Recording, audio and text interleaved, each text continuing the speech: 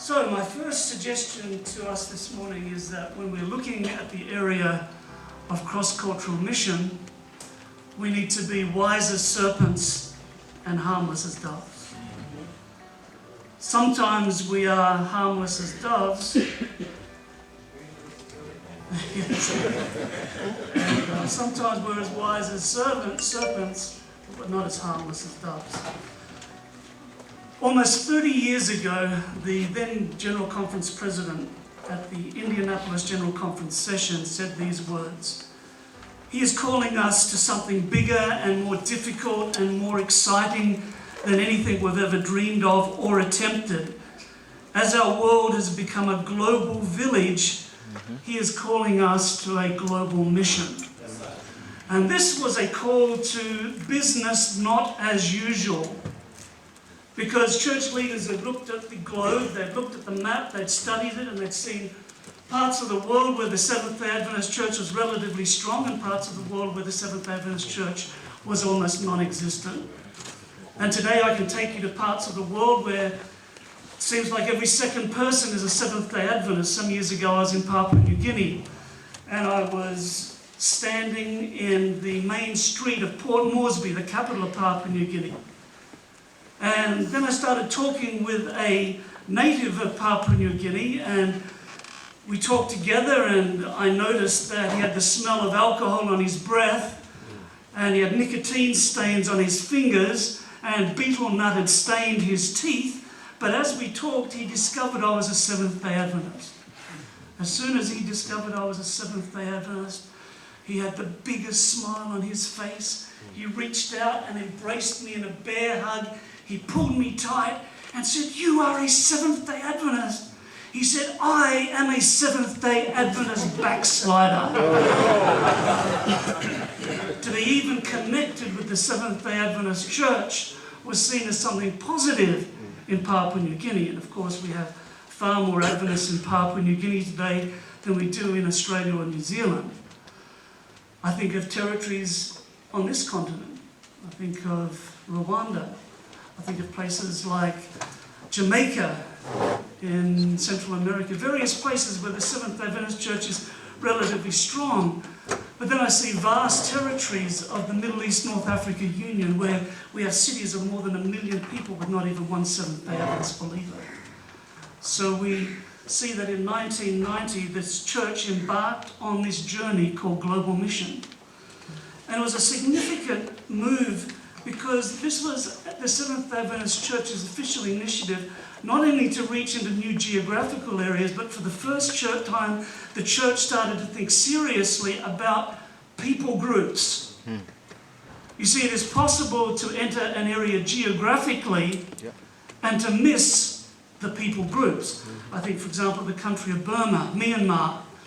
We've had an Adventist presence there for more than 100 years. We have schools, we have churches.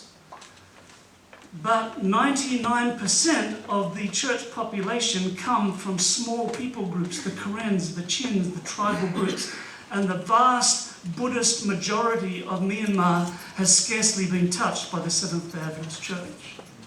So this is why it is important for us to talk in terms of people groups. And I believe here in Africa, we have territories that have been geographically entered, but we have a preponderance of Adventists from certain tribal groups. But the Gospel Commission to us is a cross-cultural mission challenge to reach new people groups for Jesus. And so the church has established global mission centers that are helping us build bridges to people in other people groups. Because you see, when we look at the history of the Seventh-day Adventist Church, the vast majority of growth within the Adventist Church has come from two groups. People from traditional religions, from animism, and people from other Christian denominations. That has been the growth of the Seventh-day Adventist Church. And to be candid with you, my friends, this morning is we have to face the fact that we have ignored the vast people groups of Islam, of Buddhism, of Hinduism. They have not been on our missional radar. So our global mission centers are helping us build bridges. We have a center for East Asian religions, We have a Centre for South Asian Religions. We have a Centre for Adventist Muslim Relations. We have a Jewish Adventist Friendship Centre. We also have an Urban Mission Ministry Centre. Why? This is not really a people group, but in a sense it is, because the growing urban areas of the world are our new mission field. And this morning we have sung about going afar. We're about going to the mountains. And we need to go to the mountains, but now we need to go to the cities, because that is our new mission field. We also have a Centre for Secular and Postmodern Studies. Why? Because as we go to these urban areas, we find that the growing number of people in these areas are abandoning their religious pasts, and they are moving into a secular and postmodern mindset. Tremendous mission challenge.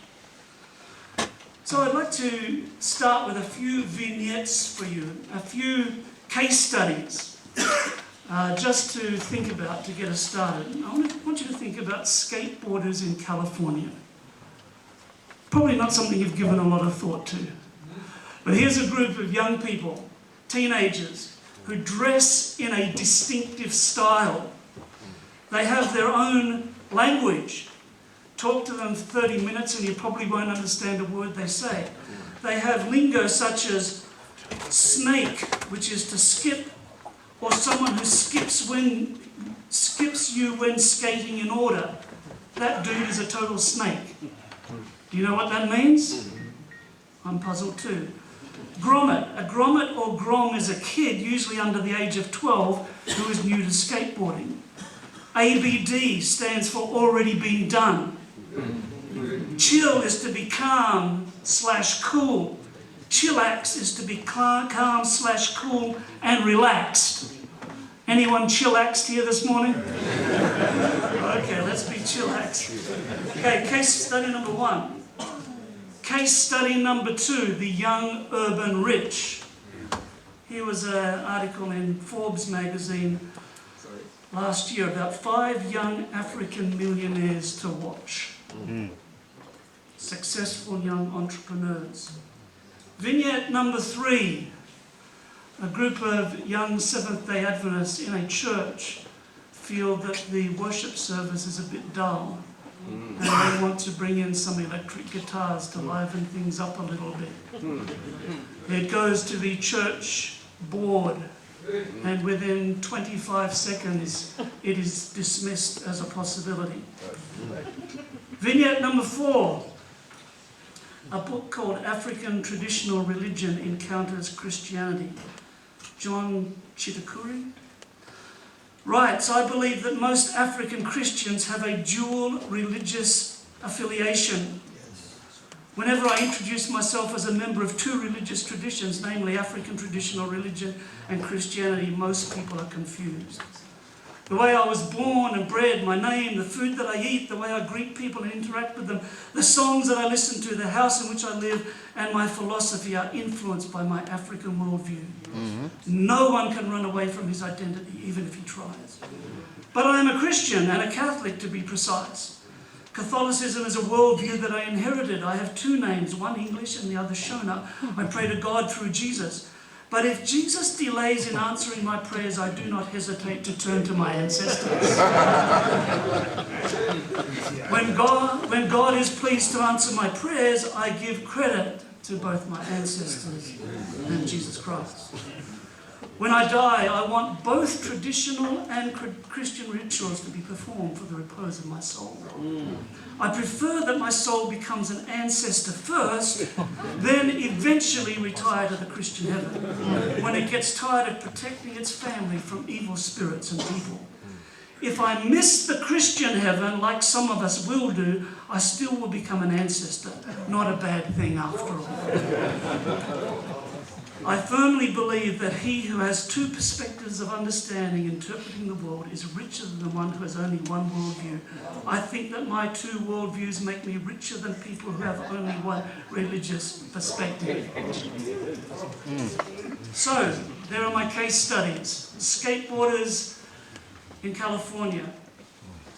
The young urban rich, growing urban rich here in Africa. Kids wanting a change in the music in church. African tradition and religion encounters Christianity. What do these all have in common? They are all vignettes that relate directly to the issue of cross-cultural mission. Cross-cultural mission. It may be crossing the cultures of age, maybe crossing the cultures of socioeconomic status, but they all relate to the issue that we are looking at this week. I'd like to direct your attention to the story of the Apostle Paul as he is drawing to the end of his ministry. There he is in Jerusalem, and as you know, wherever Paul goes, the crowds follow, and what happens when the crowds follow? The riots start. And we see here in Acts chapter 22 that Paul gives his last preaching sermon to a crowd. Now we know that he goes before the Agrippa, etc., to defend the faith, but this is his last sermon in front of a crowd. And he concludes in Acts 22, verse 21, with these words, "Then the Lord said to me, 'Go, I will send you far away to the Gentiles.'" The last words on his lips to the crowd. And it is these words that really make the crowd go wild. And they turn on Paul. But it's an interesting thing that when the riot is over, Paul is rescued by the Roman commander. He asks the commander for permission to say a few words to the crowd. And it tells us here that when he speaks to the crowd in 22 verse 2, when they heard him speak to them in Aramaic, they became very quiet. When they heard him speak in their own language, they became quiet. So, principle number one for cross-cultural mission: speak the language. Amen. Speak the language. Pastor Corrales reminded us this morning about how certain things that we have from our past will not prepare us in new encounters in mission. And your rich history in public evangelism will not help you when you are talking to the young skateboarders in California. You need to speak the language. Amen. And if I were to come in my suit and my tie to a beach in California to speak to these young skateboarders, they would look at me as a remarkable oddity not worthy of their attention. Speak the language. Then the Lord said to me, "Go, I will send you far away to the Gentiles." And so the next few chapters we see that Paul is there in front of the Sanhedrin, he's there in front of the court, defends himself, but then he appeals to Caesar and he heads for Rome. And as he heads to Rome, we take some time to reflect on some other principles of Paul's ministry. And that is, he adapted his message to his audience. Ellen White says, the Apostle Paul varied his manner of labour, shaping his message to the circumstances under which he was placed. God's workmen must be many-sided. They're not to be one-idea people, stereotyped in their manner of working, unable to see that their advocacy of truth must vary with the class of people among whom they work and the circumstances they have to meet. So one of the principles that underlies Paul's ministry is found in 1 Corinthians 9, where he comes out with this enigmatic statement that has puzzled people through the centuries. What exactly did Paul mean? Though I am free and belong to no man, I make myself a slave to everyone to win as many as possible. To the Jews I became like a Jew to win the Jews. To the weak I became weak to win the weak. I have become all things to all men so that by all possible means I might save some. Whatever Paul is talking about here, he is not talking about compromise. He is not talking about syncretism. He is talking about adapting to people so that you can communicate effectively the good news of Jesus Christ. And so this week we will reflect on how we are to become to the Hindus like a Hindu to win the Hindus. We're going to reflect on how to the Muslims we are to become like Muslims to win the Muslims. We're going to reflect on how when we are ministering to Buddhists, we become like the Buddhists in order to win the Buddhists. We do not become Buddhists. We do not become Muslims. But we become what Jesus wants us to be, and that is vehicles for His grace to these people. To the skateboarders, I became like a skateboarder to win the skateboarder. So a few years ago, this young couple who are Amish living in the state of Ohio in the United States became Seventh-day Adventists. Andy and Naomi Weaver. But if you talk to them, they will tell you that when they became Seventh-day Adventists, they did not stop becoming Amish. Culturally Amish, but Seventh-day Adventist believers. And so you will see that they still continue their traditional farming methods, because that is what Amish people do. They don't use electricity, they have different ways of doing things. And as a Seventh-day Adventist, although he no longer sees these as things that are important for him to believe in for salvation or whatever, he does them because it is his culture. And so he said, if I were out there with a tractor, I would be hurting the cause. He would be hurting the mission cause, because he would be breaking the bridge that he has with his fellow Amish people. There is nothing biblically incorrect with ploughing with a horse and plough.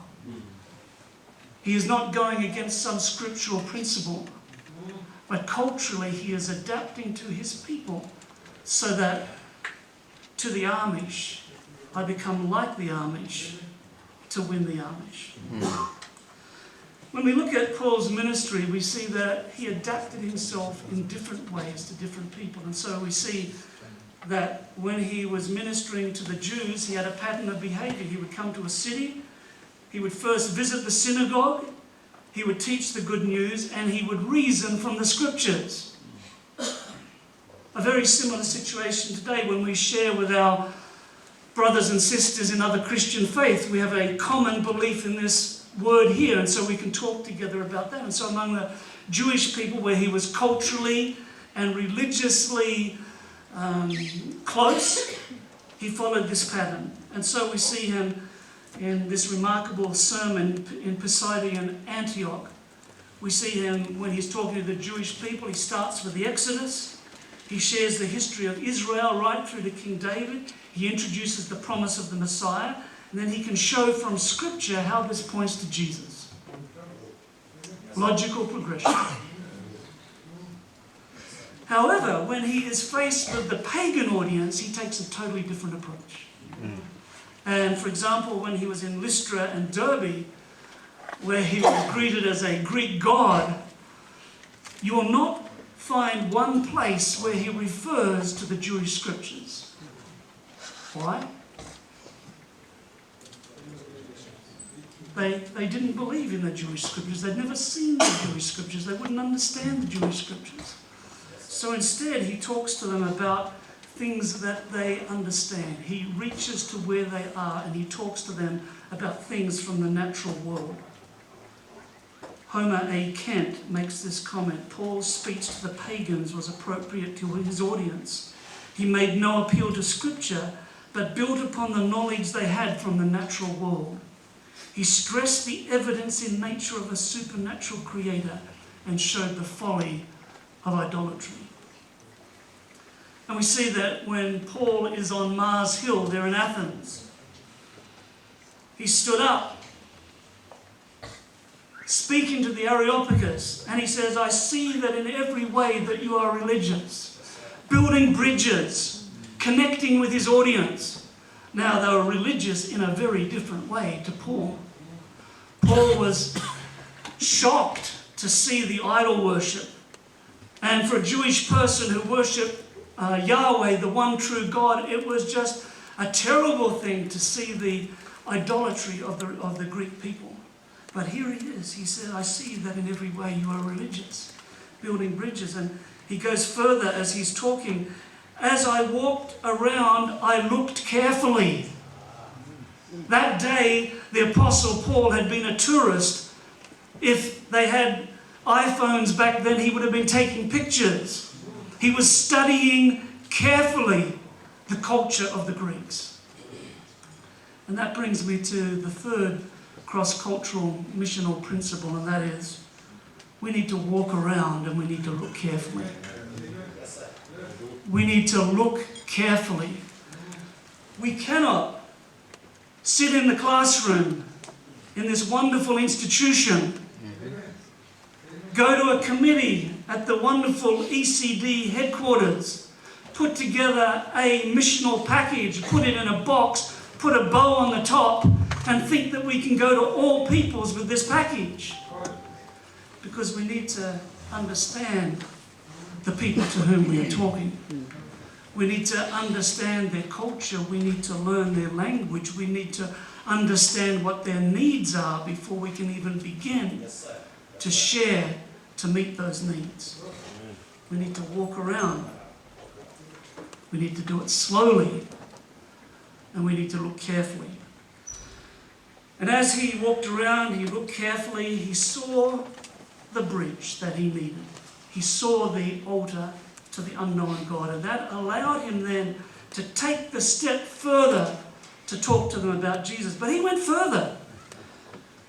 For in him we live and move and have our being.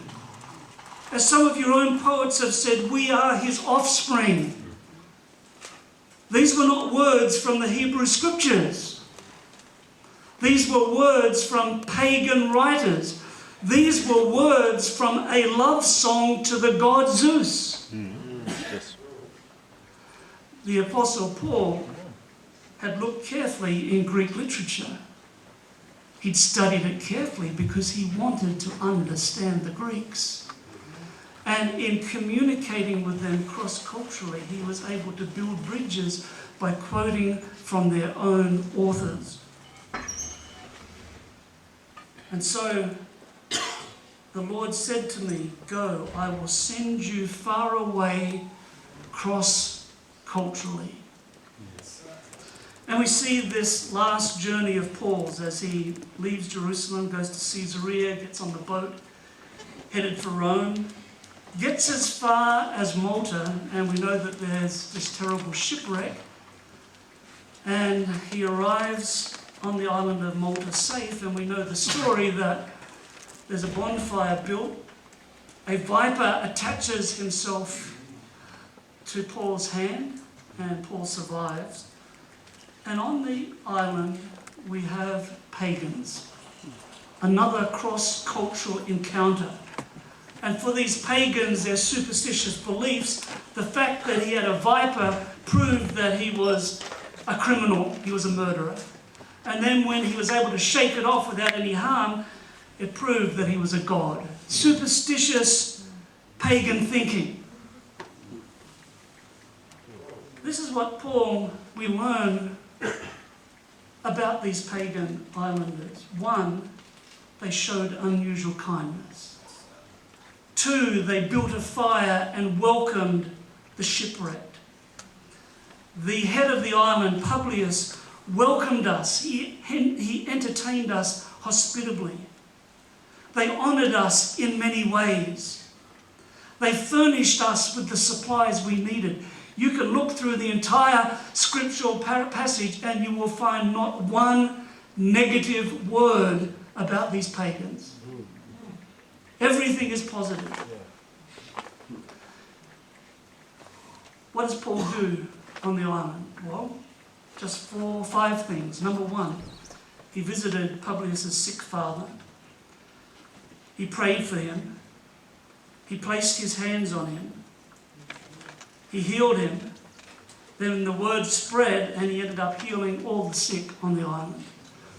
These are the only actions we see of Paul as he is sent to the Gentiles for the last time on his way to Rome. And as I look over this passage, as I read over it, as I pray over it, I discover there is no preaching recorded. There's no sermon.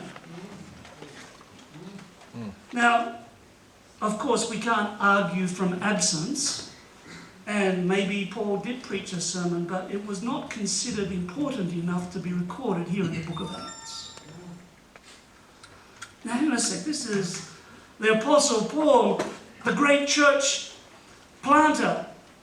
The Apostle Paul, the wonderful preacher. Why didn't he make the most of his opportunity there on Malta and run a public evangelism campaign every night? Did he think he was on a Mediterranean holiday? And the only thing that I can take from this passage is that sometimes in our missional strategy, sometimes in our cross-cultural mission activity, it's very important that we do not preach. That we do not preach. Because we need to adapt to the circumstances, adapt to the people to whom we're ministering. No preaching recorded. Which brings me to another missional principle. We need to live the message, not just preach it. If less time were given to sermonizing and more time was spent in personal ministry, greater results would be seen. And there's another place where Ellen White was lamenting the lack of growth of the church in cities in North America. And why was the main reason we weren't growing in the cities? She said, because pastors prefer to preach rather than put Christ's method of ministry into practice. A kind, courteous Christian is the most powerful argument that can be produced in favour of Christianity. We also learn the principle of treating people with respect. Ellen White says, the Lord Jesus demands our acknowledgement of the rights of every person. All are to be treated with refinement and delicacy as the sons and daughters of God. Ministers, quote, need to cultivate that rare Christian courtesy which would render them kind and considerate toward the souls under their care. Principle number 6, don't criticise. If you seek to meet the opposition with argument, you will only multiply it. And this you cannot afford to do. Hold to the affirmative. Number 7, work personally. We often think of the Apostle Paul in terms of crowds, and that's true. Preaching to crowds of thousands of people, but there was also the personal touch. And we see this on the island of Malta where people came one by one to be healed. The best work you can do is to teach, to educate. Wherever you can find an opportunity, sit down with some family and let them ask questions, then answer them patiently, humbly. Jesus taught his disciples establishing small groups to study the Bible in a, quote, free conversational atmosphere. Number 8, meet people where they are. Yes. Many do not realise the necessity of adapting themselves to circumstances and meeting the people where they are. We Adventists, we like people to come to us. So in our churches, we run programs and we run activities and we run seminars and we advertise for people to come to us for our programs, for our meetings, for our evangelistic series. This is a reminder that the Gospel Commission is for us to leave the safety of our pews and of our church buildings and to go to where the people are. 9, move slowly and carefully. Step by step, he led his hearers on. Church planters, Ellen White gives this example, shouldn't create difficulties by attempting to make prominent the question of diet. There are certain things that we may hold dear, but it is not appropriate to put them up front. We are in the business, the mission of moving slowly and carefully. We like quick results. But the Gospel Commission is a commission to go to all peoples and to put Christ's method of ministry into practice, which takes time. Number 10, use a variety of methods. The labourer for God is to study carefully the best methods. There are many kinds of work to be done by labourers with varied gifts. Some are to labour in one way, some in another. There must be no fixed rules. Our work is a progressive work, and there must be room left for methods to be improved on. Workers are not to be one-idea men, stereotyped in one manner of working, getting into a groove and unable to see and sense that their words and their advocacy of truth must vary with the class of people they are among and the circumstances they have to meet. We are called to a faith and worship that would have in it nothing of caste or country. A faith that would be adapted to all peoples, all nations, all classes of men. This is our cross-cultural mission calling. Don't build prejudice. Workers have closed doors through which they might, by a different method of labour, have found access to hearts and through them to other hearts. How many people do we turn away?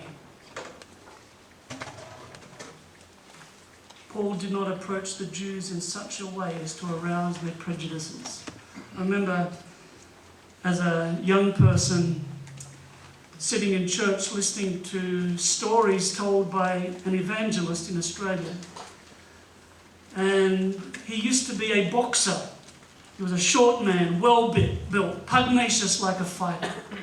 And I love to hear his stories of how he would go to small country towns all over Australia and he would debate the priests and the pastors of other denominations.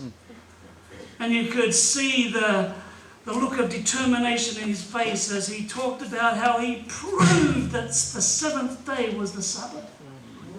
And he talked about the quivering veins in the side of the face of the priest as he realized that he was being beaten in the debate. And I used to leave thinking, that's wonderful, a victory for truth was made. But since then I've started to reflect and I wonder, was this the best approach? Was this the best way to build bridges and not to arouse prejudices? Ministers are, quote, to win souls, not to repulse them. Finally, we need to follow Christ's method of ministry, and we know it well. First of all, the Saviour mingled with people as one who desired their good. 2, he showed sympathy to them. 3, he ministered to their needs. 4, he won their confidence. And number 5, he bid them to follow Jesus. We have the full spectrum in our church. We have those who say, well, we are called to just mingle and be good people. And through our lives, we will be a good influence for God. And then we have people on this other extreme, and it's just preach the message, brother. Just preach the message. Preach, preach, preach. And either extreme, we miss the beautiful, holistic approach that Jesus modeled. That yes, we need to preach, we need to teach. But let's make sure that we take the time to mingle, to show sympathy, to minister to needs, to win confidence, so that we earn the right to bid people to follow Jesus. We at Seventh-day Adventists are very good at the preaching and the bidding side. We preach evangelistic sermons, we have evangelistic seminars, we have truth-filled literature, we are very oriented toward the bidding. But sometimes we don't like to spend the time in mingling. We like the front page headlines of the number of baptisms because we preached the Word of God strongly. But where are the stories of the people who have been mingling and showing sympathy and ministering to needs? And it can take weeks and months and years, but it's faithfully putting Christ's method into practice. The final principle is, don't make it difficult. You'll remember at the Council of Jerusalem that leaders came together to discuss how are we going to deal with this new phenomenon of Gentiles who are coming to Jesus. How do we deal with it theologically? How do we deal with it missiologically? How do we deal with it practically. And there were many speeches given that day, and the biblical record is frustratingly short. I'd love a full transcript of every speech that was given that day, but perhaps the most important speech was given by James, the apostle, the brother of Jesus, and he stood up and he made this conclusion. He said, "It is my judgment, therefore, that we should not make it difficult for the Gentiles who are turning to God." Don't put up needless barriers.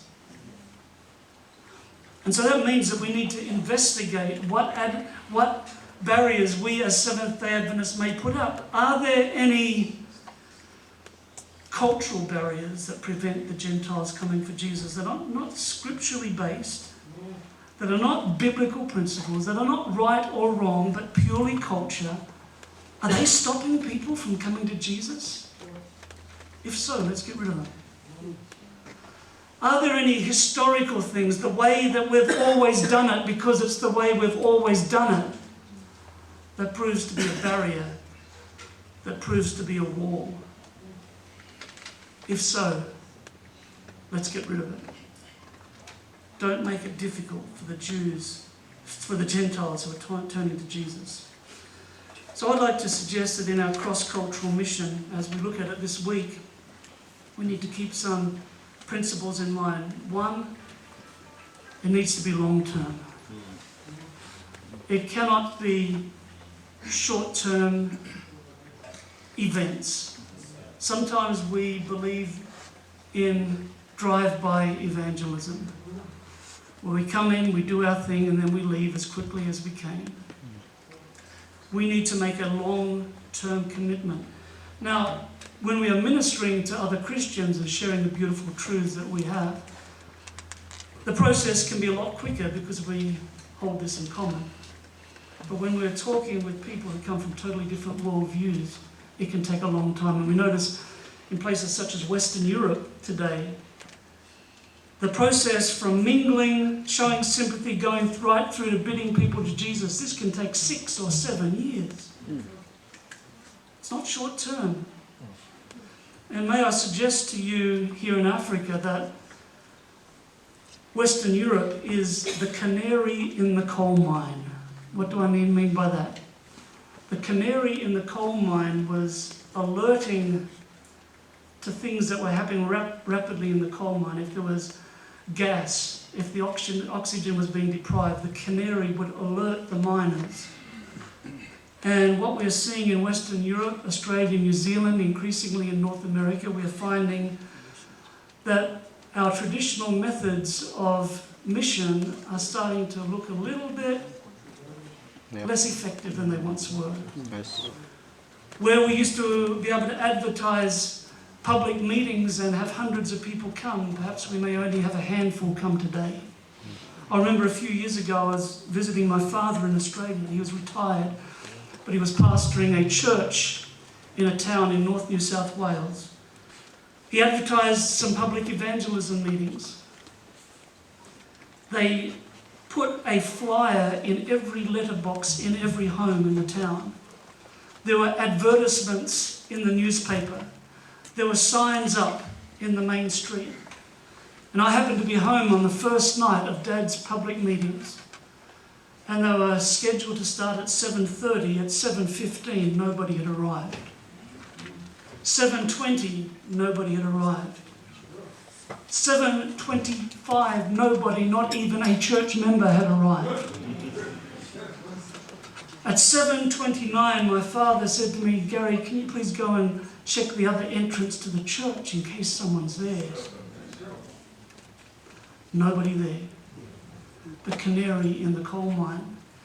As people become rich and increased with goods and feel as if they have need of nothing, a Bible study on the Sabbath is not going to catch their attention. And we need to come back and revisit Christ's method of ministry. Number two, it needs to be incarnational. It cannot be done by distance. Now, I thank God for the wonderful media that have been provided for us today. We have social media, we have television, we have radio, we have publications, and these are very important. But mission cannot be done by remote control. God is all-powerful, and presumably he could have worked out some method of salvation that kept Jesus in the safety of heaven. I don't know, but he chose to bring Jesus down to earth, to put on human skin, to get his hands dirty, to become one with us, to pitch his tent among us. And if it was good enough for Jesus, it needs to be good enough for us. We cannot conduct mission from a distance. And that means that in reaching the cities, we need people who will be willing to go and live in the neighborhoods. People who will be willing to live on the streets, to live incarnationally with people. Sending truth-filled literature to addresses in the city will not do it. Pastor E. Cleveland, some years ago, said that in warfare he had never seen a battle won using Air Force alone. You need on-the-ground troops.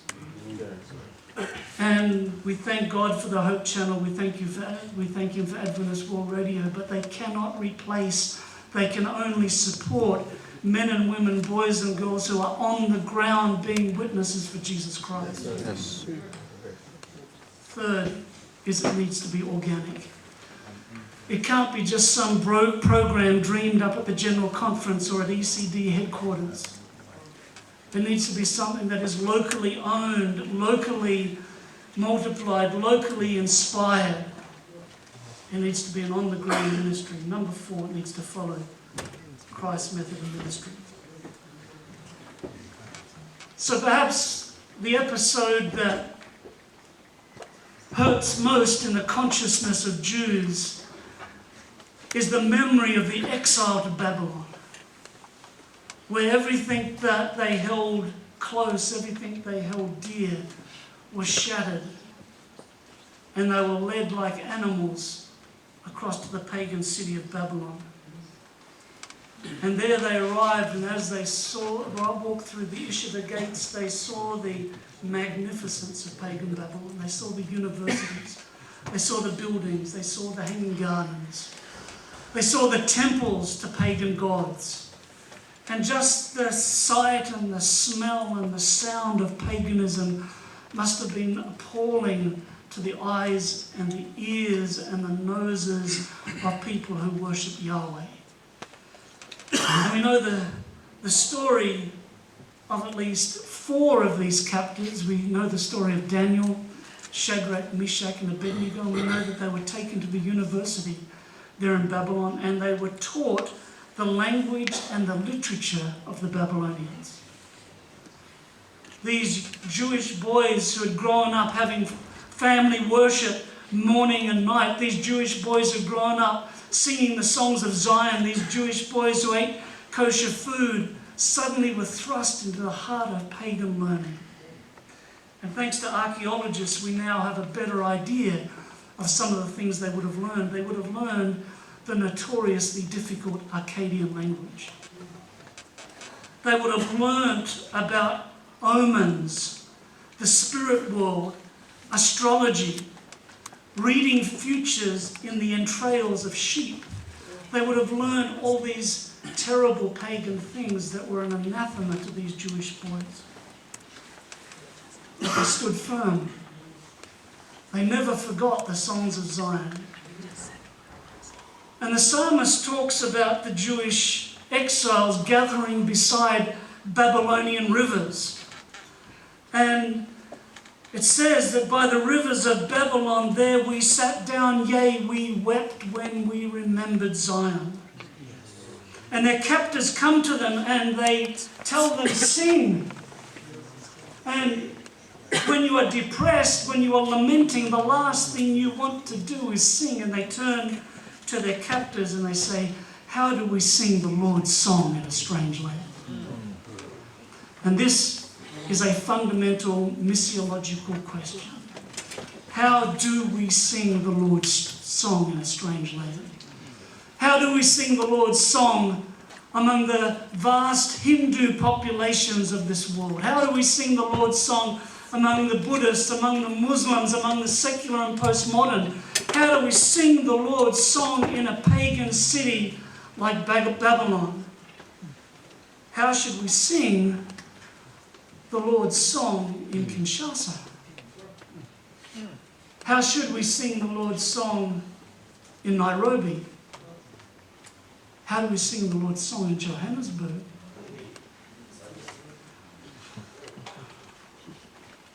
Do we sing the same melody that we've been singing for the last few decades? Or is the Lord calling us to the same song with a new melody? Are we open to new melodies? How do we sing the Lord's song in a strange land? And the Jewish captives asked this question. It's a rhetorical question. It's a prayer. And I believe that God answers this question in the book of Jeremiah. In the book of Jeremiah, chapter 29, where Jeremiah sends this letter to the captives, and this letter tells them about how they are to live their lives in Babylon. First of all, this letter tells them, give up on the idea of going back to Jerusalem in a hurry. I know that every fibre of your being is thinking about going home, but I have news for you that you are going to be here for a long time. You are going to plant gardens. You're going to build houses. Your children are going to marry. You're going to be in this pagan city for a while. Now, the natural tendency for any ethnic group in a strange land is what? Let's stick together. Yes. Let's stick together. So you can go to any large city around this globe and you will find ethnic groups sticking together. You can go to Sydney, Australia, and you will find Little China. You'll go to New York in the United States and you'll find Little India. You'll find Little Korea. As people from different ethnic backgrounds stick together because they can speak the same language, they have the same culture, they can laugh at the same jokes, they eat the same food. And so the Jewish people would want to stay together, but God says to them, do not keep yourself in a separate Jewish enclave in this city. This is the way you sing the Lord's song. You are going to stay here among the people incarnationally. You may want to stick together because you can keep the seventh-day Sabbath easily. You can sing the songs of Zion. You can eat kosher foods. You can worship the one true God sticking together. But mission is never about safety. It's never about safety. It's never about maintenance. So I want you to stay here. And here's the important part of this letter. But seek the shalom of the city where I've sent you into exile. Pray to the Lord on its behalf. Pray for its shalom, and you too will find your shalom.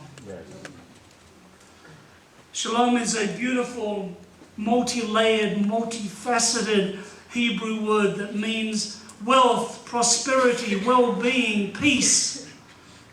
And here God is giving them their cross-cultural mission statement. And the cross-cultural mission statement is, you are to be a blessing in your community. You are to bless your community. You're to pray for the peace and prosperity of this community. You're to work for the peace and prosperity of this community. And as you do that, you yourselves will find shalom. How do we do cross-cultural mission? Well, we're going to explore that this week in more detail, but the basics are that we must remember that whatever the culture, the principles remain the same. Christ's method of ministry. And we are to be a blessing in people's lives. A blessing not only for eternity, but a blessing even in their lives right now. Streets should be safer because there are Seventh-day Adventists working for and praying for the shalom of the community. City parks should be cleaner because there are Seventh-day Adventists working for and praying for the shalom of the community. Kids should be better educated because there are Seventh-day Adventists working and praying for the shalom of the community. You know, some years ago, the Seventh-day Adventist Church had a slogan, and it was the Seventh-day Adventist Church, the Caring Church. Do you remember it? Beautiful slogan, wonderful slogan. Couldn't have a better slogan. There was only one problem. We didn't realize that it was a slogan you can't give yourself, you have to earn it. Seek the shalom of the community.